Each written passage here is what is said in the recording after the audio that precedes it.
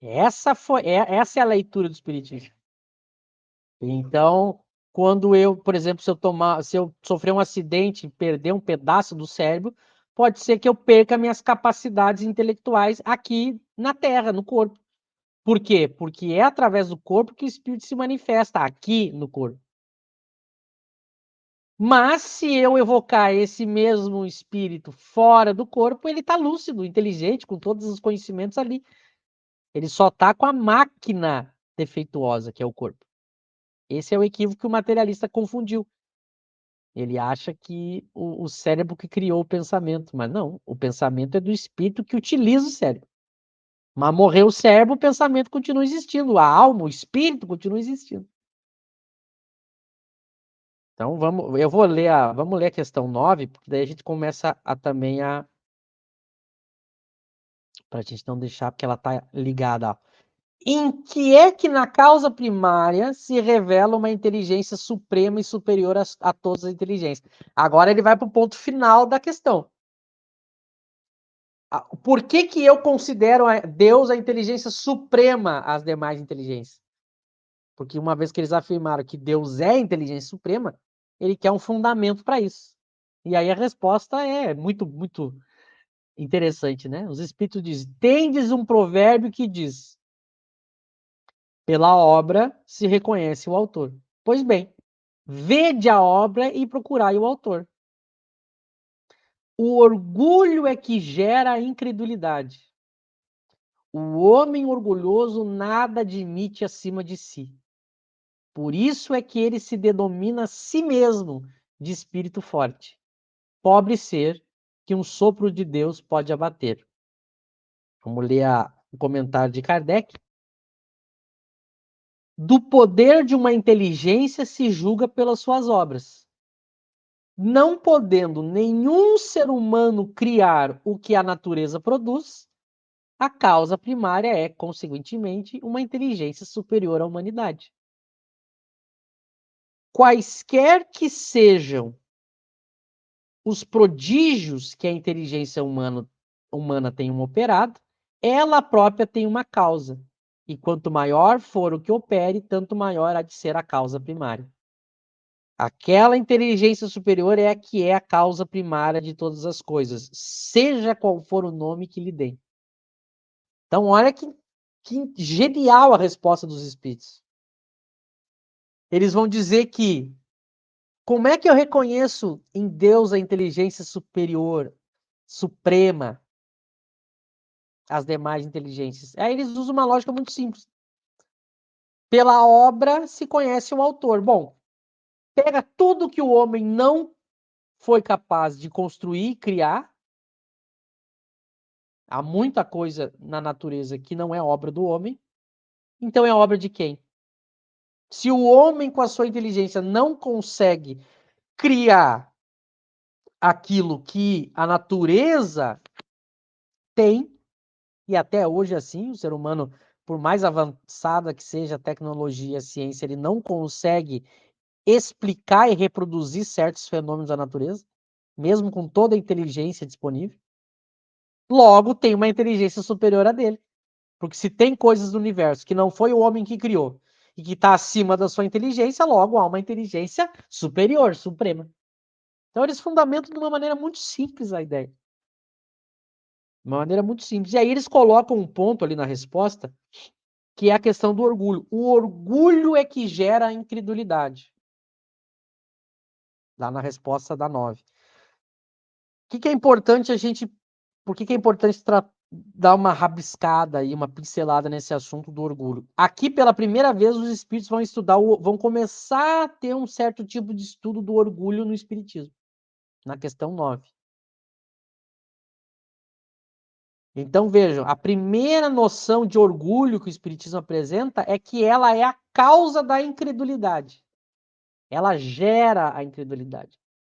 Então, o orgulho é um tipo, é alguma coisa que o homem tem nele que vai fazer com que ele seja incrédulo. Vamos guardar essa ideia.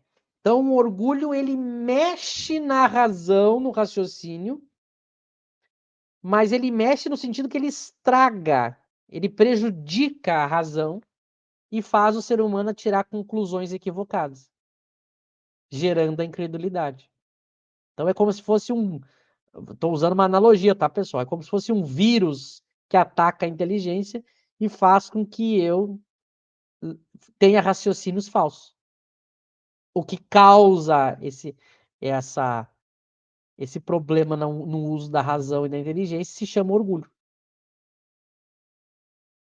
Então, quando lá o filósofo olha para o universo e ele faz raciocínios em que ele tira Deus, ele está afetado por essa doença chamada orgulho.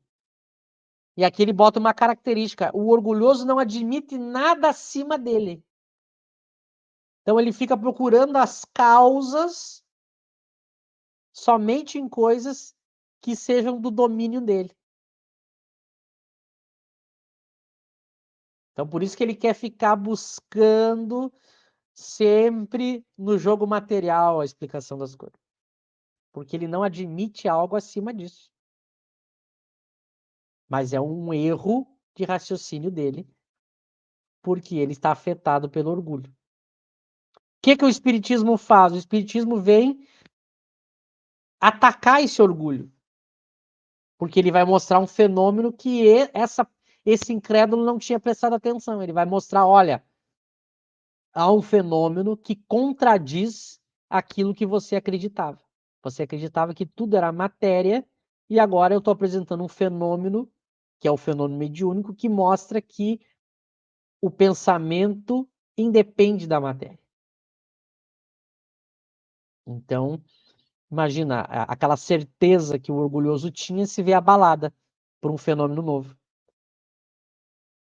Ele fica abalado porque ele tinha uma certeza que agora foi destruída. Ele fica sem chão, os espíritos vão usar no outro momento confuso. Que imagina, você tem uma certeza, eu venho e tiro essa certeza de você. Você fica sem chão, você fica perdido. Então é isso que o Espiritismo fez com o incrédulo. Ele apresentou fenômenos que colocaram por terra a incredulidade, demonstrando que a inteligência independe da matéria e continua sobrevivendo com a morte do corpo. Portanto, a causa inteligente, a causa superior, suprema, se faz presente porque eu não estou analisando só o universo material. Eu estou analisando agora o universo material e espiritual. O universo ele não é só material, ele é composto de duas coisas, matéria e espírito. O materialista ele só enxergava a matéria, só que ele estava enxergando errado. Ele estava olhando só um lado da coisa. Por isso que ele estava tirando conclusões equivocadas. Então, nota como fecha de uma maneira muito bela a ideia do espiritismo de prova da existência de Deus. Claro que agora Kardec vai ter que atacar ainda outras questões, por isso que o capítulo não termina aqui. Porque há questões que os filósofos materialistas colocam e o espiritismo vai ter que responder. Por exemplo, bom, o filósofo materialista vai dizer o seguinte: você está me dizendo que há um Deus, inteligência suprema. Então, como que você me explica a existência do mal e do sofrimento no universo? Como que você explica o sofrimento, a existência do sofrimento, da dor e do mal no universo? Você me diz que há um Deus e ele é inteligência suprema. Por que esse Deus, então, criou o mal e o sofrimento? É o que o filósofo ateu vai colocar. Tem um filósofo ateu muito conhecido e muito bom de ler. As pessoas que quiserem comprar os livros, vale muito a pena. Que é o Sponville, André Comte Sponville. É um filósofo francês ateu.